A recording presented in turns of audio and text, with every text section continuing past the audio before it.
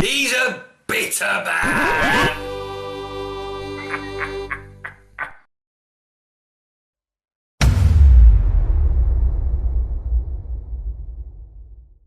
I'll tell you a bit more about myself. I was born in 1973. I was born a month premature, so be careful. This is what an extra month's food will do to you. I went into a shop, got some groceries, and I went to pay with money. And she said, "I'm sorry, sir, we only accept cards." So I gave her one, saying, "Sorry for your loss." But yeah, I thought I'd treat myself. I went to one of their beauty parlours, as you can tell. When I got there, the woman says, "What sort of treatment are you used to?" I said, "Body shaming, rejection."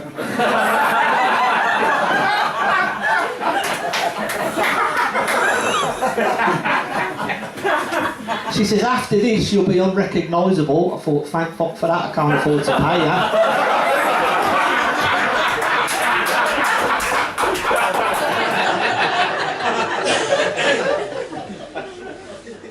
I'm a bit of a slob. In fact, I'm that much of a messy eater.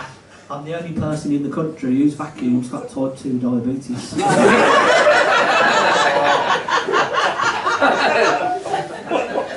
Now I have to do this stand-up for work because I can't do a normal job. I've suffered with normal jobs. I had a job at Starbucks once. Man came in, took his order, a latte. I said, "What's your name, sir?" He said, "Matthew, 2 teas." I said, "Fuck off, I've done you a coffee now." I've been doing this stand-up for just over 13 years now. People say to me, "What's it like, Steve, this stand-up?" Now, I've got to admit, the first time I'd done it was exactly like the first time I had sex. I was nervous, I was pissed.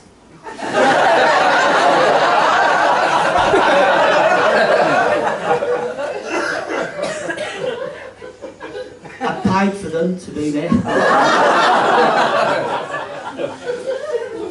My family were there to watch me.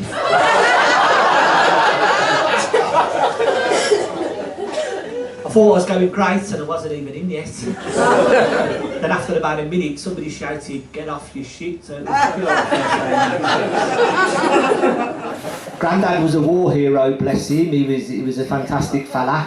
In fact, during the war, he infiltrated a German POW camp dressed as a Christmas tree. He was highly decorated. Yes. I've got puns. I'm from a little village up the road called Quinton. It's proper rough round Boyles. I've lived there all my life, I love it, but it's proper rough round Boyles. I'll tell you how rough it is when you go to the local pub. When you're in there, they move your car to the disabled spot, ready for when you come out. So bad it is. Things get worse there. There's no money about at all. Even the prostitutes are pay a pump.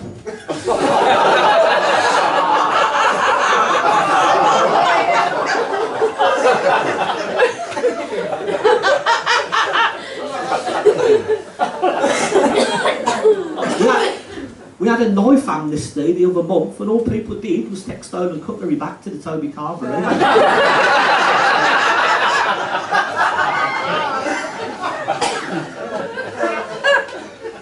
We have got a car share scheme. The only thing is, it's not fucking optional. It's that bad that I have to tell the kids now that the sniffer dogs that go into the schools is the fucking animal man, so they don't kick off.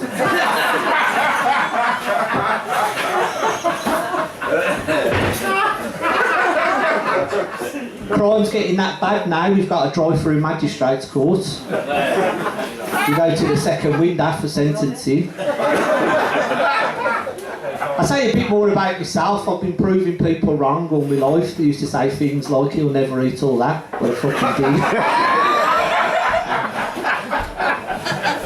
I was a big lad, I've always been a big lad. In fact, I was that big as a kid. I'd get a lot of hand-me-down clothes from the Siamese twins across the road.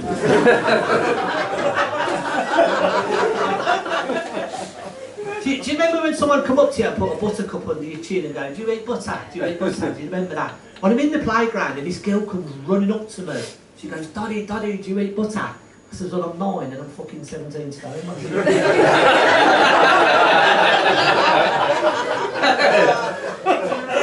We was a very poor family, but Dad used to treat us every summer with Ronseal Woodstone mostly. So it looked like we've been on holiday. But when I came out of lockdown, I thought, you know what, I need to lose a bit of weight, well, a lot of weight. So I went along to Weight Watchers. They asked a load of stupid questions. The woman says to me, would you like your body fat measured? I says, go on then. She said, it's 6'2". She says, now when we weigh you, we do like £3 for clothes. I thought, how the hell does she know I shop at Primark? Now I've been going there for a while and she called me to one side. She goes, not going very well, is it, Mr. Dodd? I said, not really. She goes, what are we going to do? I said, well, it's your group, Sandra. You fucking sort it out.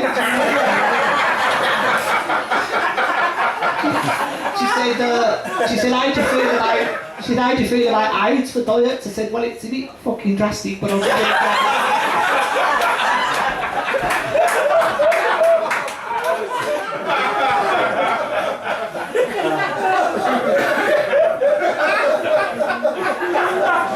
But nothing was working, so I thought I'd get some medical attention. Now, we've got one of them things that our doctors that test your strength. What do you call them? Fucking receptionists.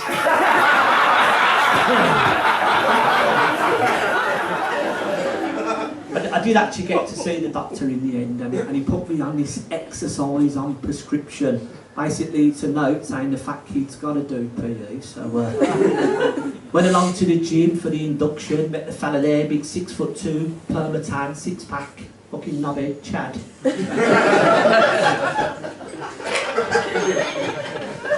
Took me around the gym, got to the weights. He said, how many reps can you do? I says, well, I've done one in Mallorca, carried 99.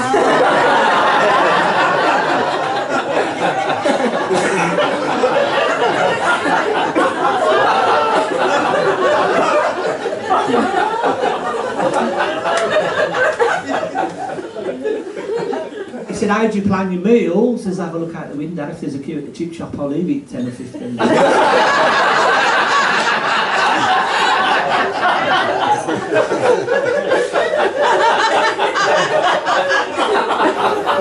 But yeah, I struggled to. I was struggling to get a date, so I sent off an old sex tape of mine to the porn industry. They phoned me up and they said, I think someone's taped over it with embarrassing bodies. They says, by the way, it needs 2 people in it to call it a sex tape.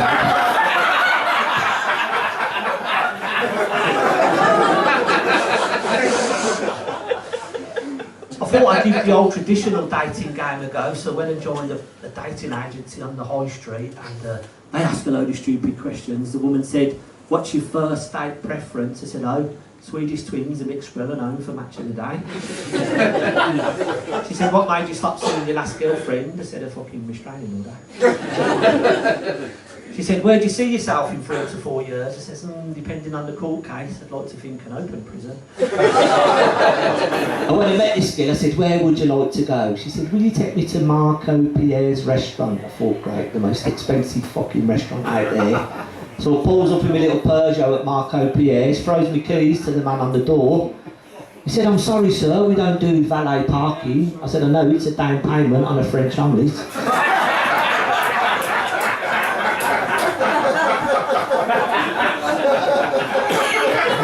Has anyone been there in here? Has anyone been Marco Pierre's? I bet you all have it. Yeah, I bet you all have it. Yeah. So I was in Marco Pierre's and I said, oi. I said, where's your menus? He said, sir, at Marco Pierre's you choose your food with a tablet. I said, well, I hope it's a fucking Valium because I've just seen the prices. We were sitting there, we was facing each other and she was looking at a menu, tablet. I said, what do you fancy? She goes, She said, I'm torn between the fish and the rump. I said, oh, I thought you was walking a bit funny.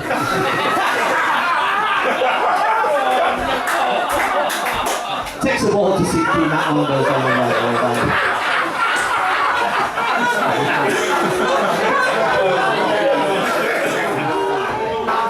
And that's it from me, folks. This has been a great night because of you lot as well. So